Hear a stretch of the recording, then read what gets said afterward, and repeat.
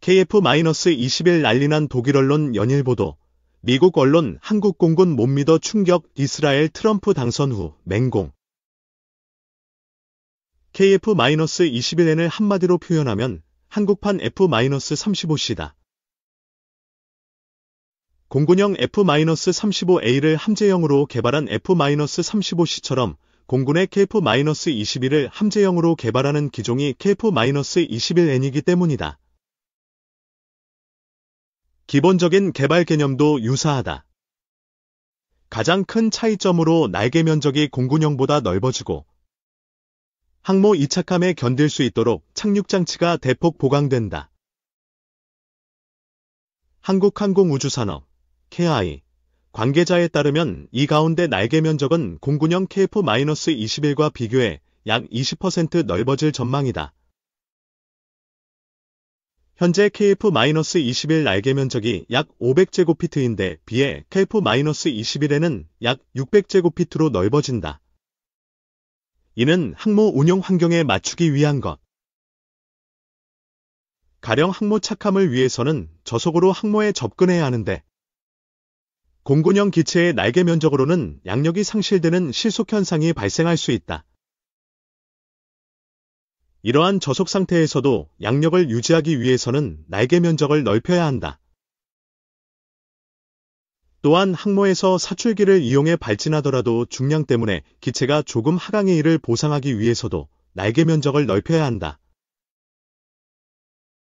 이처럼 날개 면적을 넓힐수록 저속 및 날개 특성은 좋아지지만 무작정 날개 면적을 넓힐 수는 없다.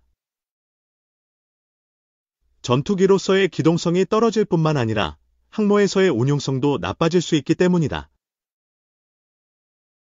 KI 관계자는 항모 운용 환경과 기체 성능에 맞춰 최적의 면적으로 넓히는 게 중요하다면서 다양한 비율로 KF-21의 날개 면적을 넓혀본 결과 20% 넓혔을 때 가장 최적의 특성이 나왔다고 설명했다. 이와 비교해 F-35C는 F-35A 대비 날개 면적이 약 30% 더 넓게 설계됐다. 착륙장치도 대폭 보강된다. 통상적으로 함재기가 착함할 때는 공군형 기체보다 상대적으로 더 큰 충격, 하중을 받는다. 기체를 공중에서 바닥으로 떨어뜨리는 수준이라는 말까지 나올 정도다.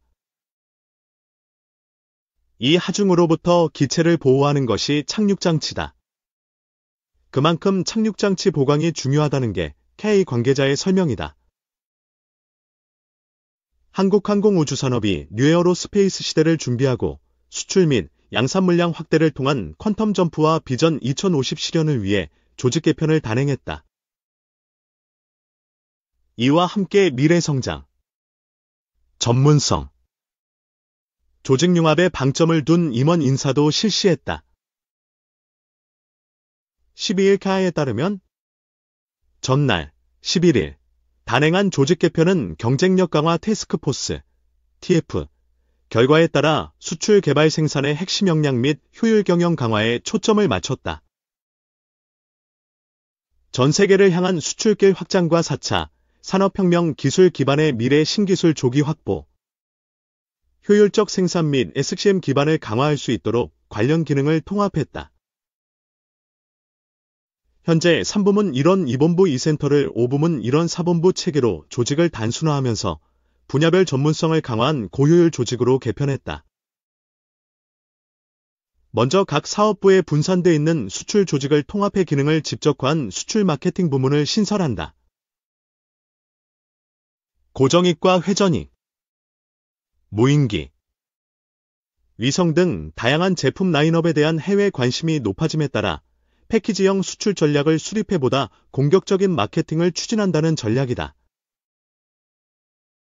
미래융합기술원은 산하의 인공지능, AI, 항전연구센터를 신설하고 미래 핵심 기술 개발 기능을 강화한다. 이를 위해 항공우주 핵심 기술 분야인 AI와 소프트웨어, 항공전자, 비행 제어 기능을 통합하고 향후 6세대 전투체계, 아이파일럿 등 4차 산업혁명 기술 기반의 차세대 플랫폼 개발에 박차를 가한다는 계획이다.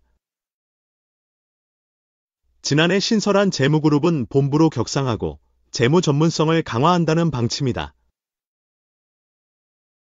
미래 핵심 기술과 중소 강소기업에 대한 투자가 확대되고 해외 고객들의 수출, 금융지원 필요성이 증대됨에 따라 불안정한 글로벌 금융시장 변화에 빠르게 대응할 수 있도록 기능을 강화하고 조직 체질 개선에 나선다. 아울러 기존 운영센터는 고효율적 생산 기반 구축과 고객 만족도 향상을 위해 부문 체제로 전환한다.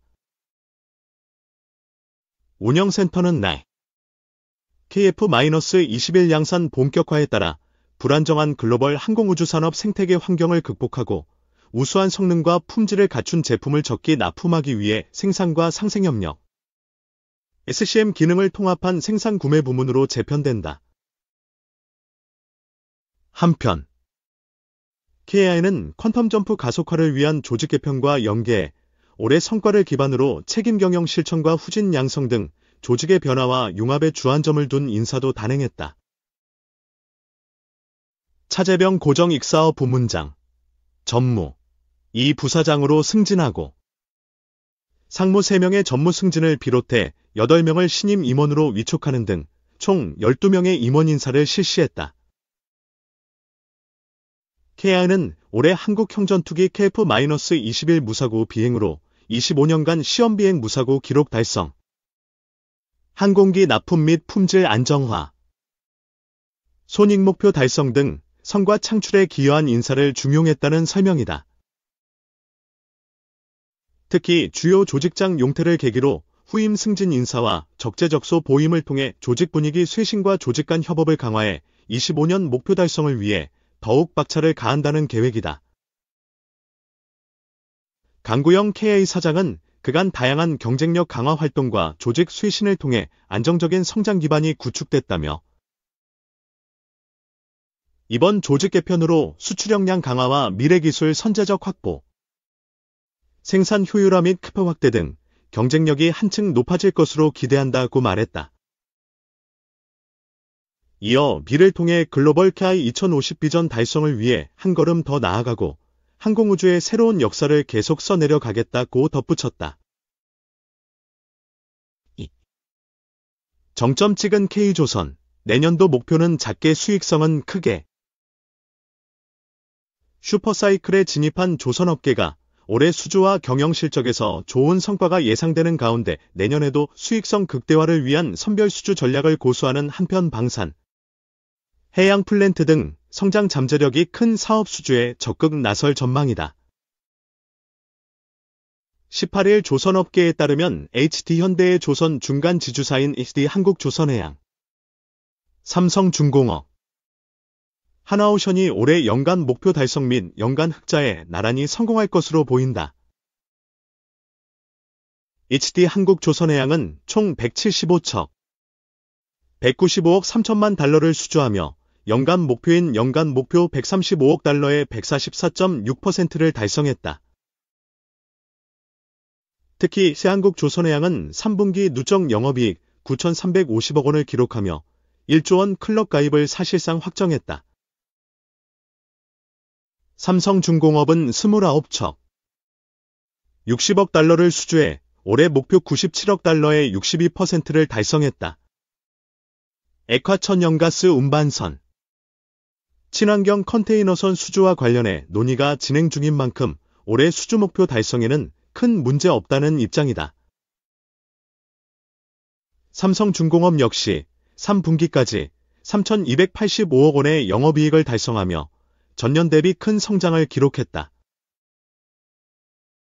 하나오션은 연간 목표를 제시하지 않았지만 올해 39척, 기 78억 7천만 달러를 수주하며 지난해 수주금액 35억 2천만 달러의 2배 이상을 확보했다. 누적 영업이익은 689억 원을 기록하며 흑자 전환에 성공했다. 높은 성과로 수주한 선박들이 경영실적으로 이어지기 때문에 조선빅 3의 수익성은 더욱 개선될 것으로 보인다. 3분기 기준으로 조선빅 3 모두 100%에 달하는 공장 가동률을 기록하고 있다. 슈퍼사이클을 통해 수익성 높은 일감을 3에서 4년치 확보한 조선업계는 내년에도 올해와 같은 선별수주 전략을 고수한다는 방침이다. 수익성 높은 선박 위주로 수주하며 수익성을 더욱 강화한다는 것이다. 10월 말 클락슨 신조선 가지수는 189.64로 9월 189.96 보다 0.3이 떨어졌지만 여전히 고점을 유지하고 있으며 이 같은 경향은 내년까지 지속될 것으로 보인다. 조선업계는 상선 선별 수주와 더불어 신사업 확대에 박차를 가한다는 방침이다. 이스트 현대중공업과 하나오션은 미 함정 유지 보수 정비, MRO, 사업을 본격적으로 전개할 계획이다. 하나오션은 이미 미 함정 두청 MRO 사업을 수주했다. 특히 도널드 트럼프 미국 대통령 당선인이 조선업계에 대해 보수 수리 분야에서도 협력할 필요가 있다. 고 말에 기대감이 커지고 있다. 이와 함께 폴란드, 캐나다 등 잠수함 건조 사업에도 참여하는 등 해외 방산시장 진출에 박차를 하고 있다. 삼성중공업은 글로벌 경쟁력을 갖춘 부유시계 과천연가스 서비스 수주를 노리고 있다. 삼성중공업은 매년 플랜 1, 2기 수주를 계획하고 있다. 3. 우크라 손 때려는 트럼프 윤의 북 파병 대응과 입장차 커질 수 있어. 미국 브루킹스 연구소의 동아시아 정책연구센터 앤드루 한국 석좌는 대선 당일인 5일 본지 화상 인터뷰에서 도널드 트럼프 당선인은 우크라이나 지원을 중단하고 싶어 한다며 한국이 곤란한 상황에 처할 가능성도 있다고 전망했다. 북한군이 우크라이나 지역에서 우크라이나군을 밀어내는 등 파병 효과가 나타난다면 한국으로선 가만히 있기 힘들어지는데 이렇게 될 경우 지원을 중단하려는 미국과의 관계가 어려워질 수 있다는 것이다. 우크라이나 문제를 두고 한미 간 입장차가 어떻게 커지게 될까? 북한이 파병을 대가로 러시아로부터 한국을 직접적으로 위협하는 대륙간탄도미사일 기술, 핵잠수함 기술, 신형 전투기, 대공미사일 체계 등을 지원받으려 하는 상황에서 자국의 우크라이나 개입을 최소화하려는 미국과 북러 군사밀착을 저지해야 하는 한국 정부 사이의 입장차가 커질 수 있다. 한국으로선 북한이 러시아로부터 군사 금전 기술 지원을 받게 된다면 개입할 수밖에 없다. 트럼프가 지원을 중단한다고 공언할 경우 윤석열 정부로선 무기 지원 등 대응책을 꺼내기가 매우 힘들어질 수 있다. 한미 간 매우 정밀한 조율이 필요할 것이다. 동맹국이라도 제대로 된 비용을 부담하라는 트럼프의 압박은 이기에 더 거세질 것으로 보나. 이기 들어 한미 관계는 더욱 굴곡지고 예측하기 어려워질 수 있다. 한국의 부담이 가중될 수 있다. 트럼프 당선인은 한국이 동맹에 대한 비용을 제대로 지불하지 않고 있다고 언급해온 만큼 한국에 더 많은 지원과 더 많은 돈을 요구할 수 있고 이는 분명히 한국과의 마찰을 야기할 수 있다. 트럼프는 지난달 15일 유세에서 한국이 주한 미군 주둔 비용으로 연 100억 달러, 약 13조 6,500억 원을 지불할 것이라고 한 바 있다. 미국의 방위비 재협상 요구가 현실화될 가능성이 크다는 취지다.